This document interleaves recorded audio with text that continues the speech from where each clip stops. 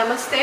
ఇంకా కొన్ని నెలల పాటు లాక్డౌన్ ఎత్తేసినా కూడా మనము తీసుకోవాల్సిన ప్రికాషన్స్ని తప్పకుండా తీసుకోవాలి. ఎందుకంటే వైరస్ చాలా ఎక్కువగా స్ప్రెడ్ అవుతూ ఉంది. ఇది కనుక ఎక్కువ మందిని ఇన్ఫెక్ట్ చేస్తే ఇప్పుడున్న పరిస్థితుల్లో దాన్ని తట్టుకోగలిగి ట్రీట్మెంట్ చేయగలిగిన డాక్టర్స్ కానీ, ఇన్ఫ్రాస్ట్రక్చర్ కానీ, హాస్పిటల్స్ కానీ మనకి లేవు. కాబట్టి చాలా జాగ్రత్తగా బాధ్యతగా వహించాలి. వీలైనంత వరకు బయటికి వెళ్లకుండా ఎలా అయితే మీరు లాక్డౌన్లో ఉన్నారో అలానే ఉండండి. తప్పనిసరి పరిస్థితుల్లో కనుక వెళ్ళాల్సి వస్తే గ్లాసెస్, మాస్క్ వేసుకొని మాత్రమే వెళ్ళండి. పోలీస్ రూల్ లాగా అనుకోవద్దు.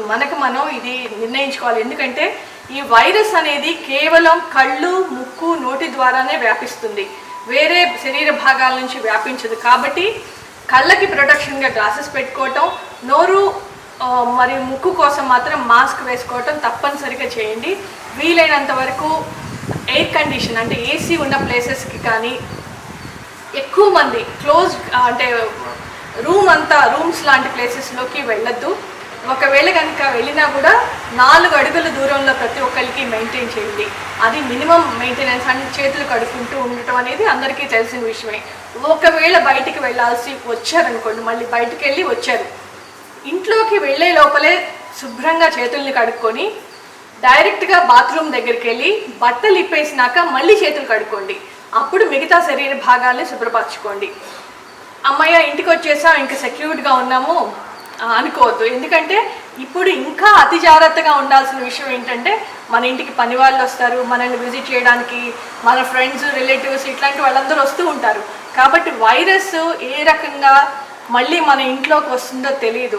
కాబట్టి అతి జాగ్రత్తగా ఉండాలి. ఇంట్లో కూడా వీలైనంత వరకు కళ్ళజోడు పెట్టుకోవటం, మాస్క్ వేసుకోవటం ఉంటే కనుక ఏమవుతుందంటే చేతి మీద ఉన్న వైరస్ ఏదైతే ఉందో ఈ భాగాల్ని తాకకుండా చూసుకుంటాం. సో ఒకవేళ ఎప్పుడైనా తాకాలి అనిపించినప్పుడల్లా ప్రతిసారి చేతులు కడుక్కొని మాత్రమే ఈ 3 భాగాల్ని తాకాలి, ఏవైతే కళ్ళు, ముక్కు, చెవిని. మాస్క్ కనుక మీరు బయట వాడిందే లోపల వాడాలి. ఒకవేళ శుభ్రంగా లేదు అనుకుంటే హాట్ ఐరన్తో 2 వైపులా కనుక ఇస్త్రీ చేసేస్తే దాని మీద ఉన్న వైరస్ చనిపోతుంది.